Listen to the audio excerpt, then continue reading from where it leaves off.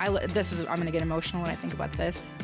I really saw so much warmth and affection in my friends. They took such good care of me. Yeah. And, I'm lucky.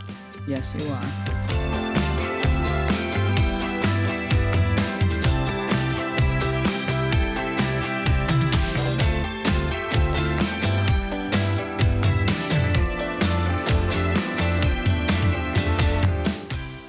Everyone, and welcome to Life with a Cheri on Top. I am your host, Cheri Hagan, and today I am joined by my friend Amanda. Hi, Amanda. Hi, Cheri. How are you? I'm wonderful. Thanks for having me. Thank you for joining me because I know this was quite the drive for you. A little bit.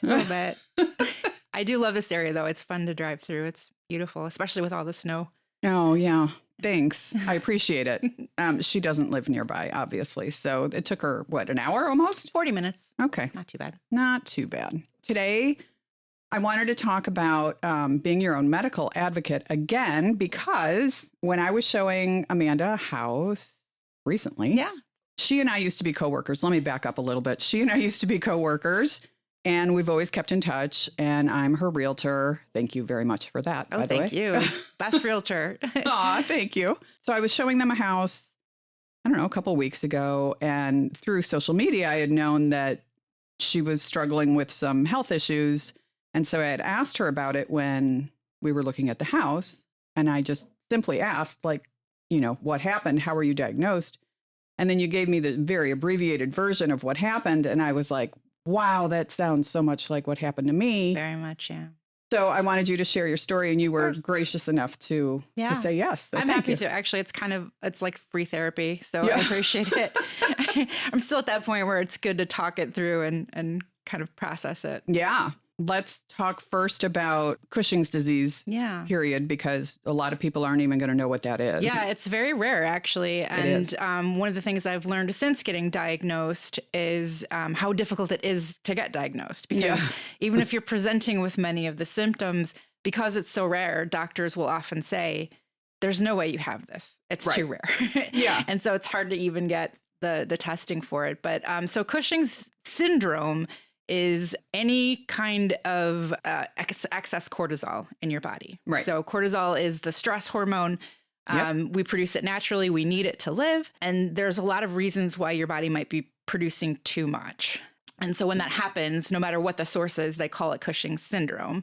And because it can come from a variety of sources, even once you know you have that, it's a much longer process to figure out, okay, why is this happening in your body? Right. And so I did finally get diagnosed with Cushing's disease, which is a subset of Cushing syndrome. And what that means is that the cortisol was being caused by my pituitary gland, which is that tiny little gland behind your nose. Brain. Yeah, it's right up there next to your brain. I actually had a tumor in my pituitary gland, very, very small. Okay. And actually, a lot of people have them. They're pretty common. My stepmother does. Now, is hers producing? No. Okay. Yeah. So you can have them and not have symptoms, and in which case they just want to leave it alone because it's brain surgery to take it out. But in my case, it was causing that excess cortisol, and it was causing a whole bunch of medical symptoms to go along with it. So I had to have brain surgery to remove it. Wow. Yeah. Okay. So let's talk about kind of your symptoms first, and then how you were finally diagnosed. Yeah, that was, and I also, again, I've read a lot because when something happens, I like to research it. I like to know what's happening. Me too. I've since learned a lot about the disease, and it can take people decades to get diagnosed. Yeah. In my case, I think I was sick probably about 6 years. So it's probably, and because it starts slow, it's just what struck me. I listened to the conversation that you and Jamie had. Love Jamie. She's great. She's awesome. What struck me about the conversation that you guys had is you were both so confident that something was wrong with you. Yeah. And you really, it felt like you really slipped into that role of being your own advocate very easily. Right. I did not have that experience. I was when I started getting sick, I really trusted the doctors that were telling me this is normal. It started. This is normal. Yeah, exactly. Well, because for me, it really started with mental health symptoms. I was anxious. I was very anxious all the time. And the first time I saw a doctor about it, they said, oh, that's normal. We'll put you on the drugs for it. And unlike you, I said, okay, great. And I went on Lexapro, and it helped a lot. Okay. And because I think the cortisol was still low enough that it was counteracting it. Sure. And I was okay for a while. And then I started to gain weight, and not normal weight gain for me, because I've never been a super thin person, but like all of a sudden it was like right around my middle, and it would not go away. I was hardly eating because I was so nervous all the time. Right. But I was still gaining weight. And again, went to another doctor, and they're like, well, you're getting up there in age. It's normal perimenopause. Everything's normal, Yeah. And so they're like, well, have you tried intermittent fasting? I'm like, I don't eat. So yes, I have tried intermittent fasting. It is not working for me. So I went to a lot of doctors, and then when my symptoms really started to accelerate, it was 2020. Okay. Oh God. Yes.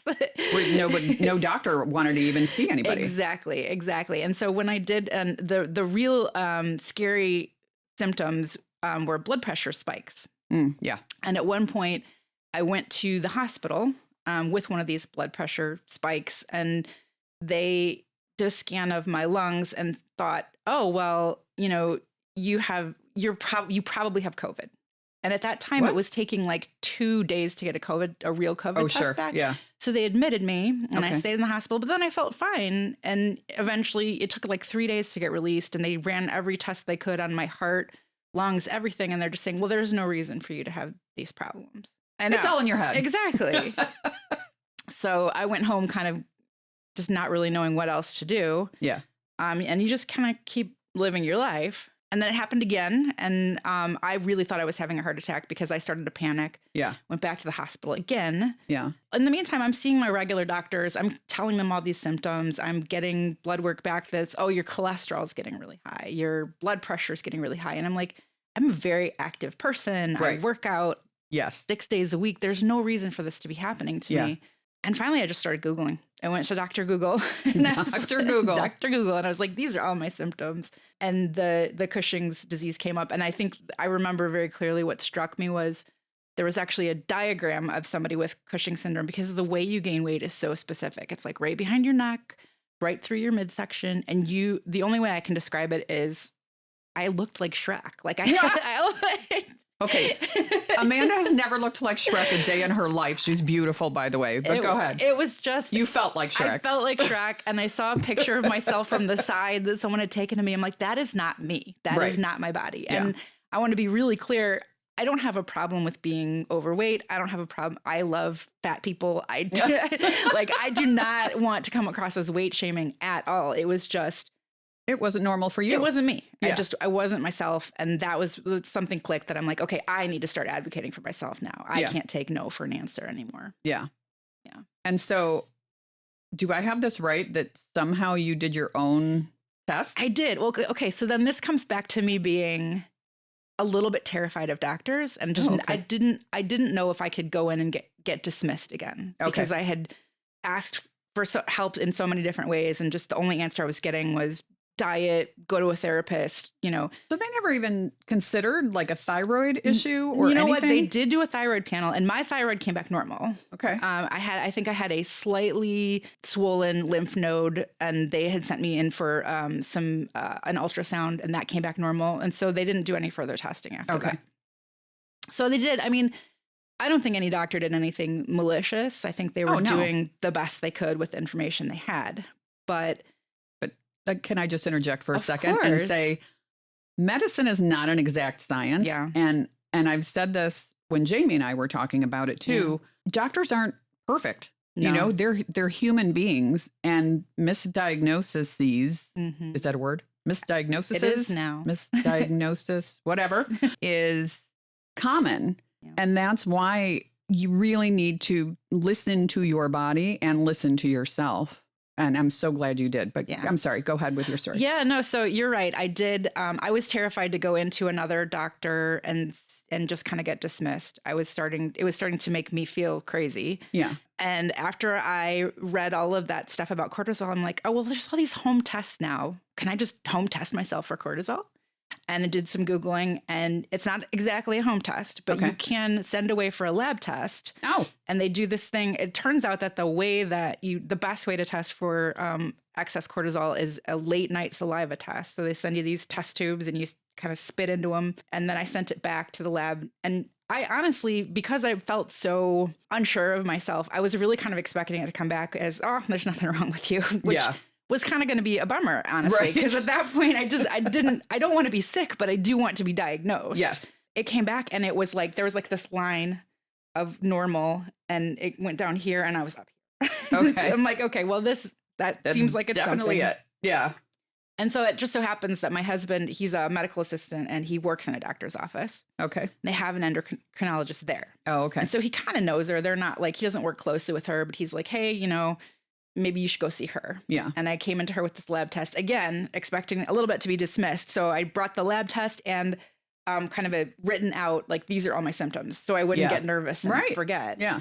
She was very calm about it, but then she started asking me questions about things that were symptoms I hadn't even really realized I had. A specific kind of stretch mark that's like really red that had never happened to me earlier in my life. And just and at the very end, she was like, I think you have Cushing's. And she's like, so from here on, it's, she's like, I don't want you to be scared. She's like, but we're going to have to do a lot of testing, take a lot of blood and, you get to do the whole pee in a jug thing. I don't know if you've ever had to do that. No. Like, there's a urinary test where you have a jug of pee that you have to carry around with you all day. Oh, how fun. Oh, it's not. It's really not. So gross. But but she was great. And she was very matter of fact. And she's like, this is what I think. And this is, we're going to start doing the diagnostics. And from there, it was just a couple of weeks of intense testing. Once they confirmed through their own tests that the cortisol was in fact high, then they started looking for source. So I had to do a couple of other tests where they give you a drug and they see what your body does. Okay. And then I had to do an MRI with a special machine. Not all MRIs can detect these tumors because they're so small. Small, yeah. So they had to send me to a special MRI machine and get that done. And then they saw it. And wow. Yeah. From there, it was really fast. And I'll tell you what, I was so chill about the whole thing because I was just relieved. Yeah.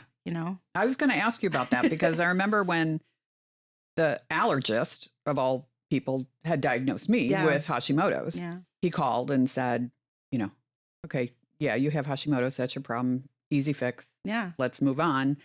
And I was crying, not because I had Hashimoto's, but because you're so relieved. I was so relieved that I had something. Yes.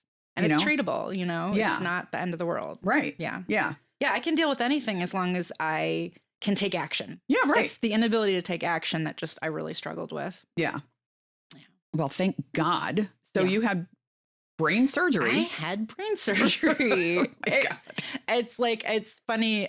Sometimes when I'm not feeling it at work or I have to do something really tough, I'm like, okay, guys, but 5 months ago I had brain surgery. Right. Okay. So can we just take it easy on me now? I mean, it really, brain surgery, I don't want to say it's not a big deal, but it was less of a big deal than I would have thought. Really? Let me say, it's less of a big deal than it would have been a decade ago, because a decade ago they would have had to cut my skull open and but medical technology now, they can go in through your nose. So I had an ENT that came in and drilled a hole up there, and then and then my brain surgeon went in and he took it out. So you didn't your head didn't need to be shaved, anything? No, nothing like that. Yeah, I was really lucky. That's amazing. I know. Okay, here's a stupid question. Yeah, no stupid questions. No, it's a stupid question. I'm sure it is. Does your nose just magically heal itself? Is that hole gone? No, that's not a stupid question at all, because it really, there are a lot of different ways to do the surgery. And I really lucked out living where I do, being close to a major medical center. It just so happens that there is the head of neurology at Rush is this pituitary surgery is his specialty. Who's your doctor? Dr. Richard Byrne. Okay. Yeah, he's great. Awesome. He's a little intimidating. He's just the right amount of arrogant for somebody that you want rooting around in your brain. Sure. Yeah. Like, I want you to be confident. Yes. So he was great, and he just really put me at ease. And he's very good. And he partners with an ENT, a surgical ENT, which I can't say his name because it's Greek. We call him Dr. Papa G. Okay. Papa Gianulius or whatever. Also weirdly, like, very hot. So like a really good looking guy. So it was very kind of embarrassing to be like really at my worst in front of him. Yeah, you know, of course. Yeah. And yeah, so that was odd. But no, he was great. And so the ENT basically decides what kind of, incision is needed based on the structure of your nose. Okay. And so after my surgery, sometimes they have to take fat from your stomach to fill the hole. Oh. If it Really? I Okay. know. I was really hoping they wouldn't have to do that with me, and they didn't. But they do. They like right before surgery, they sterilize the area just in case they have to cut it open during surgery. But they did not have to do that for me. My nose structure did not require it. And after surgery, they kind of pack it with some packing material and just some tissue that they have left over, and then they see what happens. Wow. So it just closed on its own. Yeah, it heals on its own, just like any other wound after a while. I had to go back and forth to the ENT quite a bit. The major complication that I had was actually terrifying, but turned out to be very benign. I had horrible nosebleeds. Oh. And that started after I'd come home from the hospital, because I was in the hospital for 5 days. And so by that time, most of your complications are kind of worked through. Sure. And they send you home. A couple days after I was home, I started having nosebleeds that would just bleed and bleed and bleed for hours, like really scary. Yeah. And so the first time that happened to me, it was a Saturday, and I called the office, and they were like, well, go to the ER.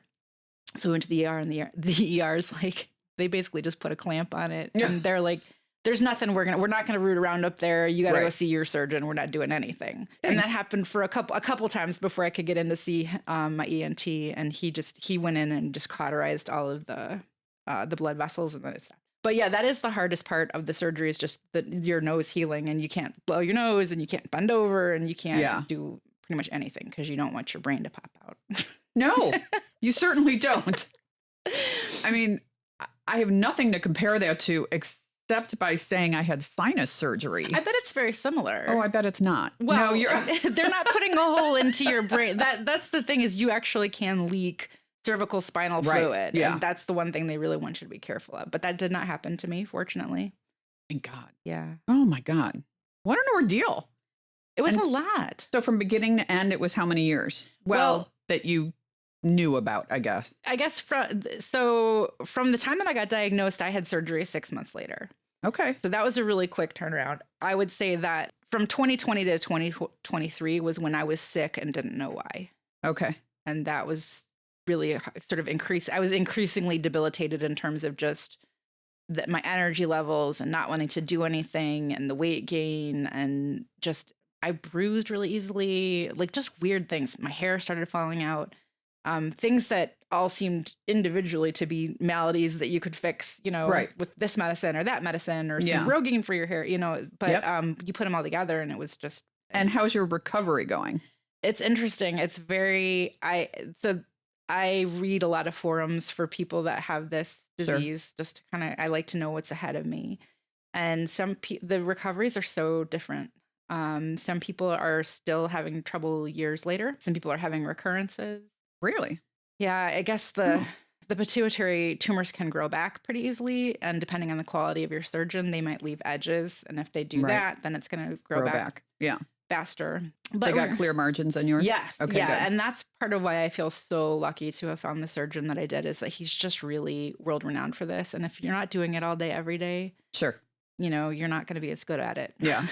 True. Yeah. So I feel really good about my recovery from the actual tumor. Uh-huh. What happens to you hormonally after they take that out is that your body has forgotten how to make its own cortisol, or how to make cortisol correctly from your adrenal glands. Right.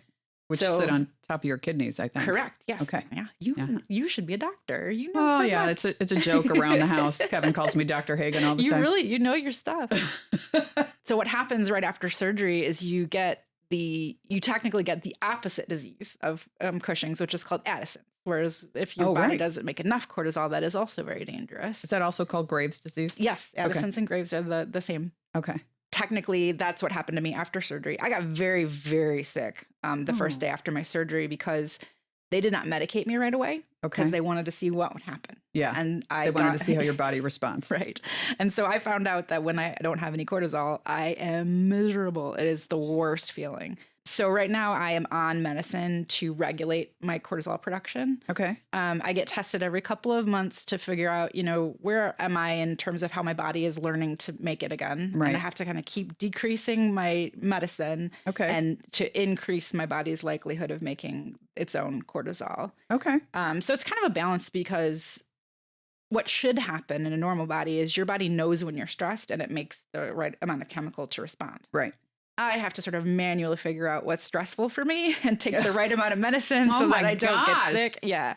So if I get it wrong, I can be really, really sick just kind of, it feels like you have the flu almost, like just body aches. And if you let it go too long, you start throwing up and then you have to go to the hospital and it's bad. But oh my God. So I guess that's a long way of saying my recovery is good days and bad days. Yeah. A lot of the initial symptoms that I had with the Cushing's, the anxiety, the weight gain have all started to reverse themselves, which is great. I feel like myself again. Yeah. I look like myself when I see myself in the mirror. So that's really good. But it is still hard. And I am at the point where my friends and family have been so supportive of me through this.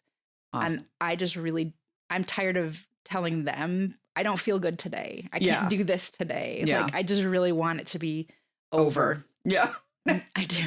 I totally get that. Yeah. Yeah. Well, you look fantastic. Thank you. That's very nice. Every time I see you, you look good. Thank you. But I'm sure there are good days and bad. There are, yeah. There are some days where it's usually I'm back to work and I'm really fortunate that I get to work at home.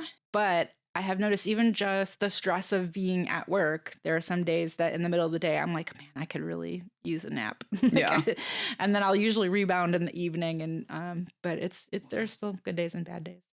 All right. Well, first of all, thank God you took control of things on your own because it could be much worse. Oh, yeah. Right now. Oh, yeah. I could still be sick and not know why. Yeah. For sure. Exactly. Thank you so much for sharing your story. Of course. Thanks for listening to me. I think you probably know you feel bad when you talk about your health woes all the time, right? Like you don't want people to have to hear it. You don't want to think about it all the time. You don't want to be your disease. Right. But it's also so consuming. It is. Yeah. I will say you're probably, I don't know, in some ways I think we're very similar. And with me and MS, it's, if I'm symptomatic, I try to push through the day anyway. Yeah. Because I don't want to complain about it. Yeah. I don't, Nobody wants to be that guy. No, yeah. I just don't. So, Kevin her husband's name is also Kevin. but you're Kevin. But my Kevin, yeah. My Kevin is really good about telling me, just relax. Yeah. Yeah. Like you don't have to go to XYZ. Yeah. Yeah. Otherwise I would just try to push through it and be miserable. Yeah. My Kevin's like that as well. Although I'm sure he would tell you that I don't listen. No. I think I frustrate him. He's never seen me sick before. And I think that was one of the hardest things for me. I'm so independent, and to have to ask him for help, to have to ask my friends for help. It's hard. I think that's the hardest part. Yeah. Yeah. Yeah. But at the same time, I'm going to get emotional when I think about this. I really saw so much warmth and affection in my friends. They took such good care of me. Yeah. And, I'm lucky. Yes, you are. Listen, friendships are so important. Yeah. And just support in general. Oh, yeah. And I'm glad that you have a built-in support structure. Yeah. And you know what? You helped me move. But I didn't know anything was even going on. That was probably just starting to put it all together that this is not normal pandemic weight gain, pandemic stress. You had helped me move during that time back to an area where I was closer to my support network. And I think if I hadn't, that was a hard move because, it was the middle of the pandemic. There's no real estate available. And we really did it to be closer to our friends. And I think if I hadn't done that, I would probably, I don't know if I would have been diagnosed, and I certainly would not have had the right support system in place. So things happen for a reason. Yeah. Thank you for your part in that. You are so welcome. But I'll just leave it at that. You're so welcome. But I didn't know I was helping with anything other than your real estate needs. Well, you definitely made it much easier to do it. Thank you. It's funny too that you say, I didn't know you had Hashimoto's. I knew about the MS. Yeah. One of the reasons that I pushed for a better answer is a friend of mine that has Hashimoto's. Okay. And I think a lot of times with these endocrine disorders, it's really hard to get any of the specialists, like any of like the your regular doctors to see it. Like it's part of me wonders if it's because they happen to women more often. Like I feel a little bit. Maybe. I don't know. I feel like we might be a little bit underserved in the in the doctor department. But maybe. I will say that my doctor was female. That I went to, not my endocrinologist, but my regular doctor, who I went to at first because I didn't know what was wrong. Yeah. And I said, I'm nauseous all the time. Yeah. I'm depressed, and I'm not a depressed person. Yeah. It's a symptom. And the first thing she did was throw a pill at me. And I said, I don't want to take a pill. Right. I'm telling you, it's a symptom of something else. Exactly. I'm not coming in here telling you I'm depressed and I need drugs. Yeah. So I was pissed. Yeah. Yeah. It was like, don't just throw drugs at me. Yeah. Something's wrong. Yeah. That's one thing that I think you did. You got very right. And I have learned in more of my dealings with so many different doctors throughout this that you really have to go in knowing what outcome you're looking for. If you just go in and say, I'm feeling XYZ, they'll just throw something at you to make you stop feeling that. Right. I went into my endocrinologist saying, I really want to know why this thing is happening. Yes. That's all I'm looking for. Yeah. Like, I don't want you to make it feel better. I want you to tell me why it's happening. Yeah. So I think there's something, if you go into a doctor, they work for you, ultimately. Exactly right. They work for you. Yeah. And they're not God. You know, so many people have that white coat syndrome. That's how I was. I really was. I was like, I let other people tell me for so long what I should feel like and what was normal for me. It breaks my heart. I think that, if there's one thing I could go back and change, I would have advocated for myself earlier, for sure. But you did it eventually, and that's all that matters. I got there, yeah. And I also, the other thing that I think is cool is that the more of my friends that I've talked to about this, they're doing the same thing for themselves. They're putting things together and going to doctors and saying, no, I will not accept you have perimenopause as an answer for everything. Right? Yeah. Like, no, it is not it. Well, it is I'm not even perimenopause anymore. I'm just plain old menopause. Yeah. That's a big change. Yeah. Huge change. Yeah. I'm not happy. I don't blame you. I don't think I knew how much of our day-to-day feeling our hormones were responsible for. Yeah, it is pretty amazing. Yeah. I had always had issues from like day one. I got my period when I was 11. Oh, wow. Oh my God, it was ridiculous. I used to blame my mother because she had just had the talk with me the week prior. Oh, well, that's good timing, though. It was good timing, but she had just had the talk, and then I got it, and I was like, this never would have happened if you hadn't told me about it. You cursed me. I know. But then I from the first period on till I was 53, I think, I had issues. I used to say all the time, I can't wait to go into menopause. Like, I just can't wait. And now that it's happened, I'm like, I'd rather take the period every month. Yeah, we get used to the period. Yeah. Now, have you ever had any genetic testing done about your endocrine issues? No. Funny enough, I'm the only one in the family that has had any of this. Really? However, that being said, I don't know my mother's side of the family at all. Okay. So I don't know their medical history, but on my dad's side, I'm like it. Oh, you're a special flower. Yes, isn't that nice?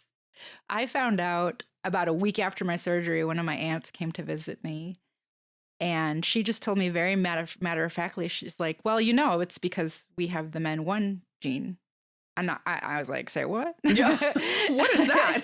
Well, I learned throughout all of this that all of my mom's sisters had all had endocrine issues, endocrine tumors. All of theirs manifested in the thyroid, which is more common. Yeah. And they had thyroid surgery, and my one aunt that was visiting me, she had gone on to have the genetic testing done. And there's a gene, there's two of them. There's MEN something, and then MEN1 is the one that our family has.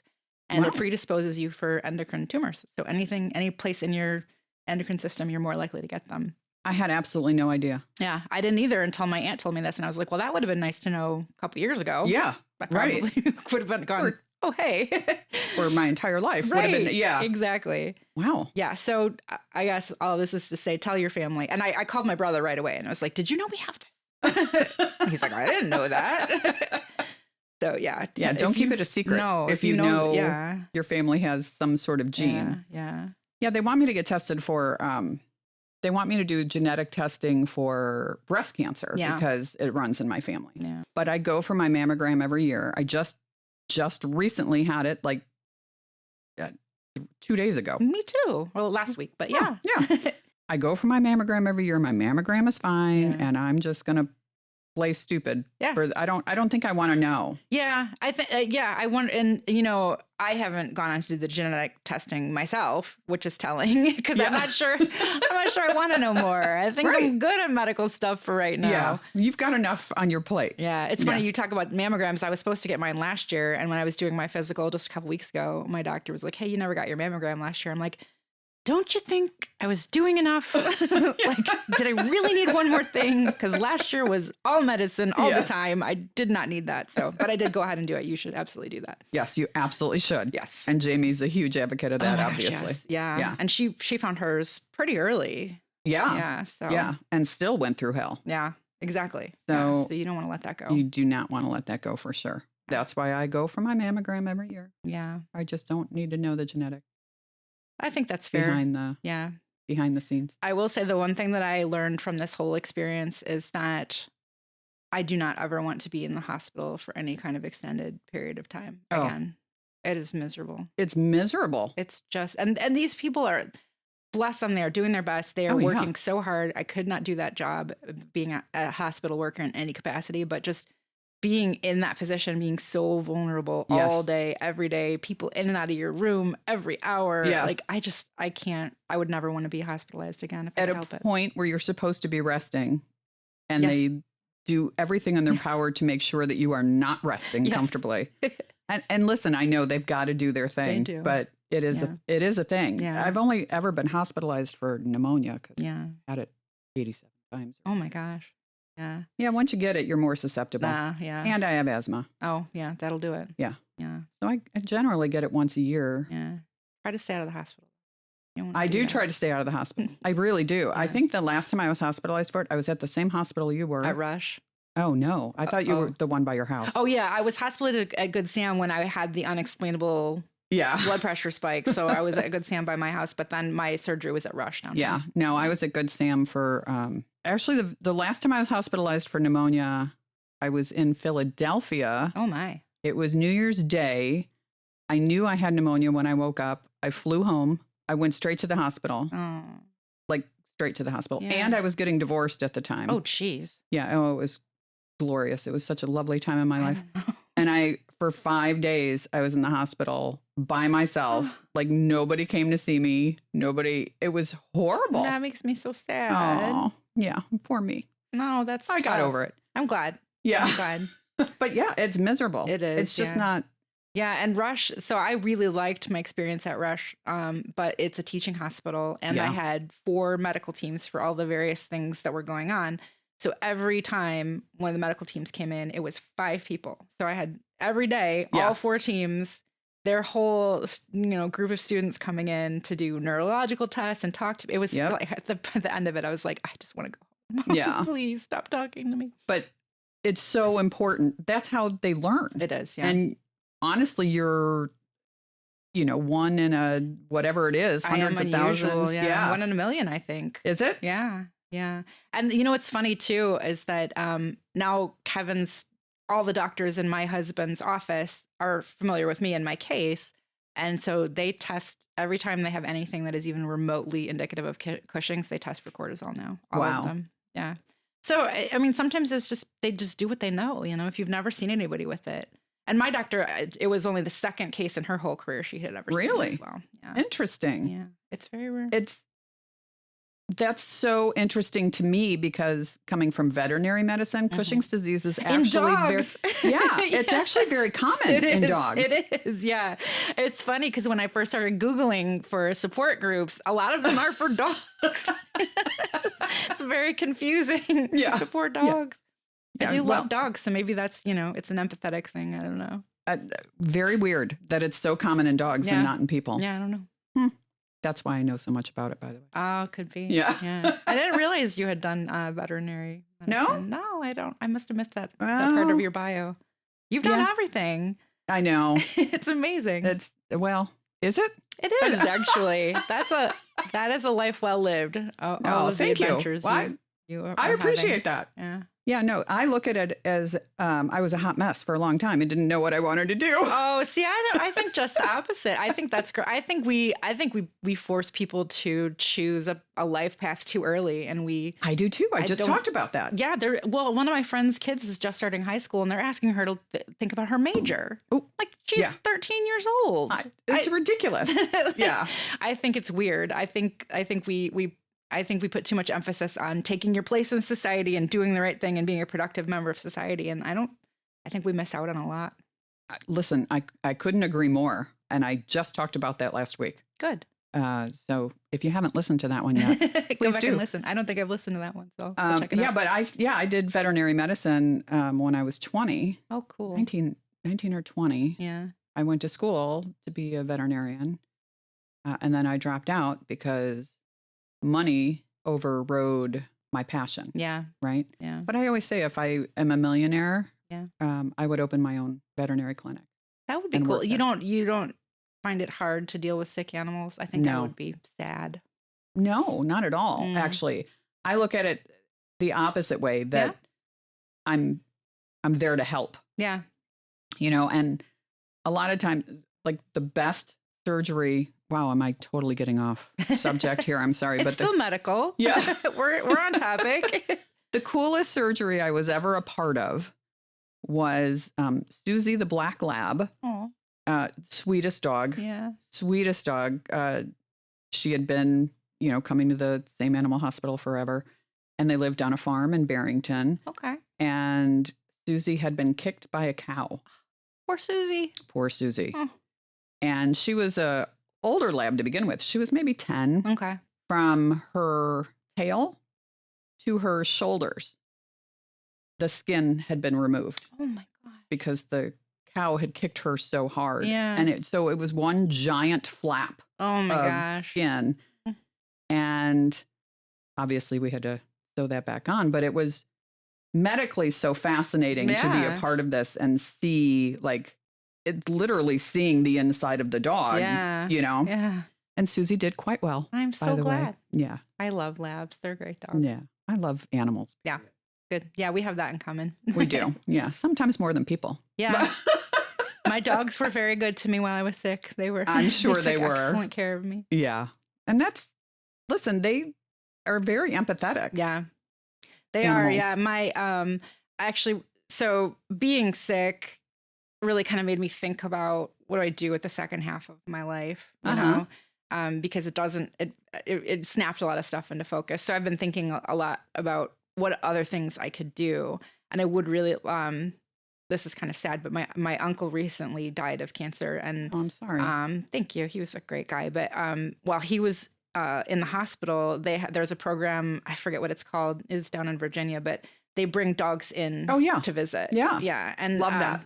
It was like the best thing that happened to him the whole time he was in the hospital. Yeah. And I was kind of putting it all together like, oh, I now know how scary and horrible it is to be in the hospital. I love dogs, So I'd love to do something like that, a volunteer program. There aren't as many that I can find up here in our area, but they still do it somewhere. There are, yeah. They do it at the children's hospitals. Do they? A lot. Yeah. Well, and the other thing is, so a lot of them are. I think I want to volunteer with other people's dogs because God bless, I love my dogs. I was going to say, I don't know that your dogs are the.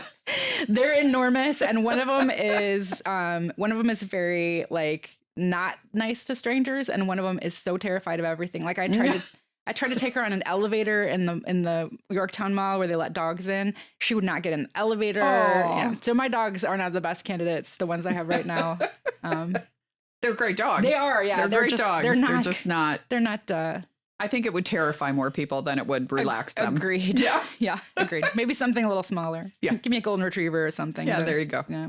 And everybody loves a retriever. They do. Yeah. They're good dogs. They are. All right. Well, listen, thank you so much for coming in and sharing your story. Thanks for listening to me babble about it. I appreciate stop. it. I think it'll help a lot of people. I hope so. Honestly. I hope so. Yeah. And that's one thing that I'm just a strong advocate now for anybody that I can help urge them to take their medical concerns into their own hands. Yep. Couldn't agree more. Thanks, hon. Thank you. Appreciate it. Okay.